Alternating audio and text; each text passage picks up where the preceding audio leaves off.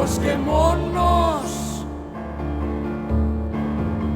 το στρογγυλό βατσαλό μόνος. L'enfant met ses mains devant ses yeux pour ne pas être vu. Est-ce que c'est un réflexe de quelqu'un à la dérive ou l'effet d'une réflexion naïve? Voir et savoir sont pour lui synonymes. Il croit qu'il ne peut être vu à son insu, qu'à chaque fois qu'il a été vu, il l'a su. Et c'est lourd de conséquences parce qu'il y a là un sous-entendu pour l'enfant qui se comporte comme un roi. Ce qu'il ne voit pas n'existe pas. Un brin de saint Thomas, je ne crois que ce que je vois. Et un soupçon de Berkeley, esse est percipi. Ce qui signifie en latin être, c'est être perçu. To be is to be perceived, comme il dit dans la langue de Shakespeare.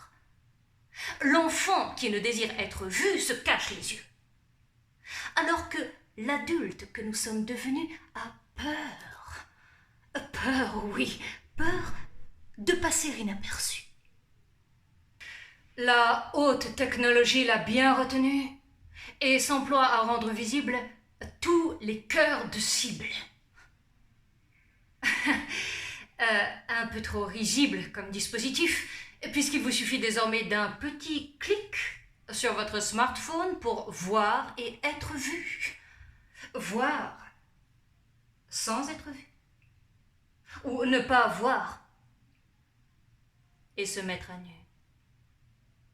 Cela va encore plus loin qu'un va-et-vient entre voyeurisme et exhibitionnisme, puisqu'il s'agit d'un existentialisme. D'un existentialisme très particulier, que nous a légué Hegel, qui nous dit que c'est une question de vie ou de mort. Besoin d'éclore. Désir de se manifester. Volonté de s'extérioriser, existérer, sortir pour s'en sortir. Éloge du déconfinement. Mais pas seulement, nous dit Hegel.